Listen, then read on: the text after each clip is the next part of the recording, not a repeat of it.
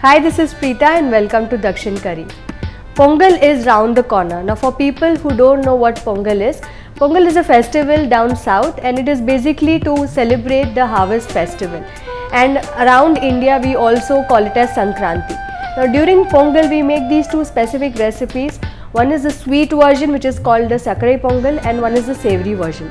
Now to know how to make the sweet version, just do a search for it on India Food Network, you will find it. Today I will be showing you how to make Ven Pongal or the savoury form. Now you need not wait for festive time to have this. It is a really sought after, easy to make breakfast recipe and it is usually served with coconut chutney. That's the way to serve it.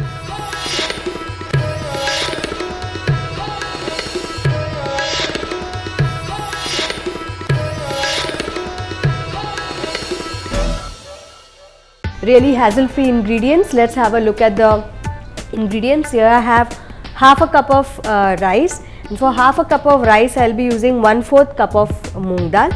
The rest of the ingredients are, I'll be using 1.5 tablespoons of ghee, I'll be using ginger around a teaspoon, some curry leaves, some cashews around 4 to 5, just roughly broken it up.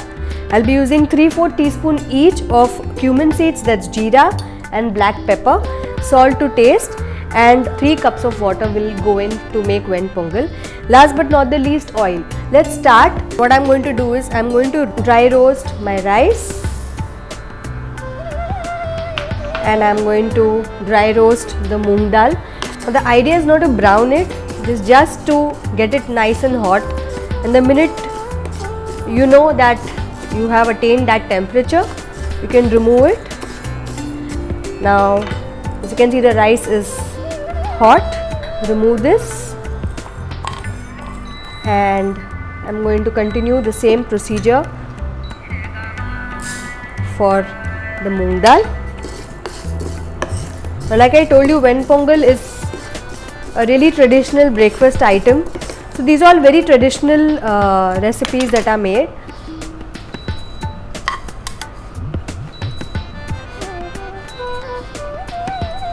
What I am going to do is, in the same pan, I am going to take around 3/4 teaspoon of black pepper. Again, I don't want to roast this a lot, just heat it up a little, and I am going to add 3/4 teaspoon of jeera. If you feel that you don't want too much of black pepper, what you can do is you can reduce, but I feel that you should use around equal quantity. Another thing, some people use it whole, some people crush it.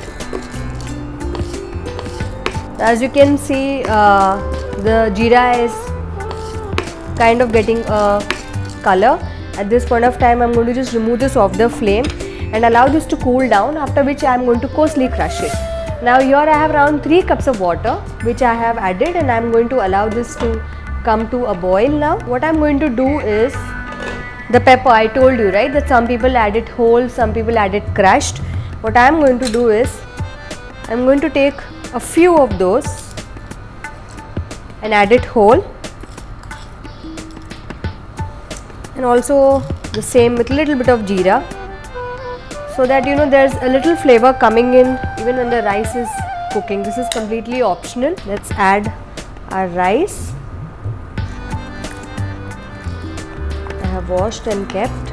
Now you can add salt now or you can add it later. What I'm going to do is I'm going to add the salt now itself, salt as required, and I will be adding very little oil to this. Just give this a mix, and now what we need to do is cover this and cook it. So let's just allow this to cook. Now in the meanwhile, what we are going to do is, I have a mortar pestle here.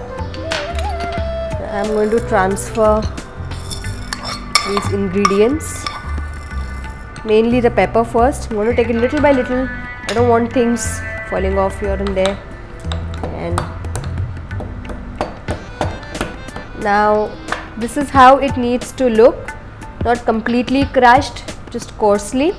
Just remove this on to a small bowl and continue doing the rest with the rest. This time I'm going to add the jeera also. can do this in mixer grinder also, but then really it's not required. There's a really nice aroma of the jeera here. Now I am going to remove this also. As you can see, our spice mix is ready, and I'm going to keep this aside. And now what we need to do is just check on our rice. As I can see it from here, the moisture is all absorbed, all the liquid. Yes, and as you can see, the dal is cooked. Now the grains are still whole. What we are going to do now is mash it. Now you can mash it as much as you want to. I am going to remove this and I am going to place another pan, basically to make the tadka. Now firstly what I am going to do is I am going to add a little bit of ghee in this and the rest in here. Now in this what I will be adding is some ginger, curry leaves. As you can see, this is crackling away. We will add our cashews and we'll also add this spice mix. Now what I'll do is switch off the flame, just allow the flavors to infuse. Even if the cashews are not completely brown in there, just allow them to stay in that ghee mixture. And now what I'm going to do is I'm going to add this entire thing into this. You can do it vice versa also, but here I am just adding this entire bit to this. Just switch on the pan again and just give it one last reheat, if I can say so. Now this is ready. Let's serve this. So a yummy Ven Pongal is ready, and now here I have served it with some chutney. What you can also do is, like I told you, prepare a yer curry kute or have it with sambar or a gotsu, and it goes perfectly well with all that. So what are you waiting for? You don't have to wait for Pongal or any other festival to make this. Like I told you, it's a breakfast snack, so do make it.